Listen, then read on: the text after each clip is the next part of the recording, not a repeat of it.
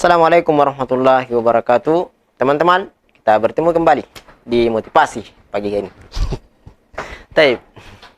Bismillah wassalatu wassalamu ala rasulillah. Di akhir-akhir sekarang ini teman-teman, kita dapatkan berita informasi tentang demonstrasi mahasiswa yang karena persoalan BBM yang naik. Kenapa sih? Kenapa mesti demonstrasi? Katanya supaya dituntut agar BBM turun lagi. Sekarang coba perhatikan. BBM turun mungkin iya, tapi kecil kemungkinan.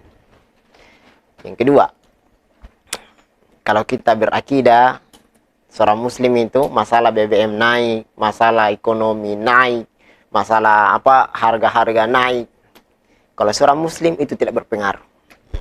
Tidak berpengaruh. Perhatikan, tidak berpengaruh. Saya ulang lagi, tidak berpengaruh. Tidak berpengaruh, teman-teman. Kenapa? Karena seorang muslim dia yakin Allah yang kasih rezeki. Makanya para ulama salaf, orang-orang terdahulu dari ulama itu, teman-teman, itu pernah ditanya tentang naiknya harga-harga. Apa katanya dia? Dia mengatakan, itu bukan urusan saya. Naiknya harga, turunnya harga. Kalau saya punya harta, saya juga akan beli. Tapi kalau naik harga, turun harga, saya tidak punya harga, biar murah bagaimanapun. Kalau saya tidak punya rezeki, saya tidak punya uang, saya tidak bisa beli. Kenapa? Siapa yang kasih rezeki? Allah subhanahu wa ta'ala. Ya tidak usah pusing dengan masalah ini. Coba kita perhatikan. Perhatikan ya. Naiknya BBM itu sebenarnya ada hal yang positif untuk orang lain. Makanya setiap permasalahan itu kita lihat dari dua sisi. Dan setiap permasalahan itu coba diperhatikan dari dua sisi ini. Karena setiap permasalahan ada terkadang orang diuntungkan dan ada yang dirugikan. Maka yang dirugikan bersabarlah, yang diuntungkan bersyukurlah. Begitu kan caranya. Coba perhatikan. Ketika naik BBM, ada nggak orang yang diuntungkan? Ada. Supir-supir angkot itu atau supir-supir daerah, dia bilang naik anunya, harga sewa mobilnya. Kenapa? Naik BBM. Dia untung itu, dia bisa seharusnya naik 10.000, dia kasih naik sampai 25.000. Itu dia untung di situ dari satu sisi ya. Tapi dari sisi yang lainnya ada yang dirugikan. Betul, ada yang dirugikan. Tapi itu sekali lagi tidak berpengaruh terhadap rezeki kita, tidak berpengaruh. Teman-teman, maka lihatlah dari dua sisi ini. Seorang fisikiawan dari Jerman kalau saya tidak salah ya. Coba dicari lagi di informasinya. Cari di internet. Bernama Albert Einstein. Itu yang menemukan teori relativity. Sapunya tidak mengerti lah. Saya baca sejenak tapi saya tidak mengerti. Tapi jelasnya itu motivasi, teman-teman. Dia mengatakan begini. Ada ketika terjadi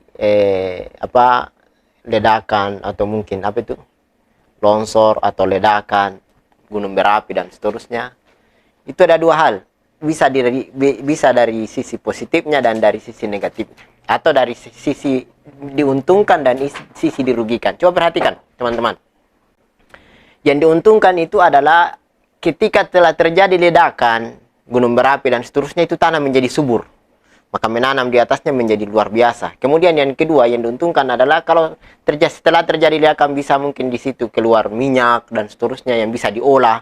Itu kan menguntungkan.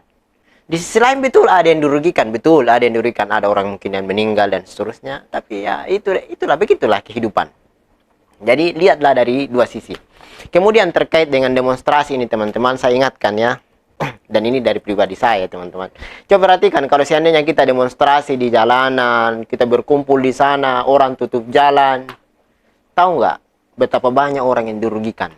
Kita perhatikan kemarin ada subhanallah ibu-ibu, dia sampai mau menangis. Dia mau lewat, kasihan mungkin di rumahnya ditunggu sama keluarganya. Belum lagi ada orang yang sakit yang mau lewat. Itu merugikan sekali subhanallah. Dan kita seolah-olah di sana berteriak-teriak BBM akan turun. Tidak turun-turun sampai sekarang kan kenyataannya begitu kan? Ya enggak? Iya, tidak turun-turun sampai sekarang. Subhanallah. Iya, itu keadaannya. Kita bahkan menghina pemerintah kita, mengejek pemerintah kita. Subhanallah. Itu tidak boleh.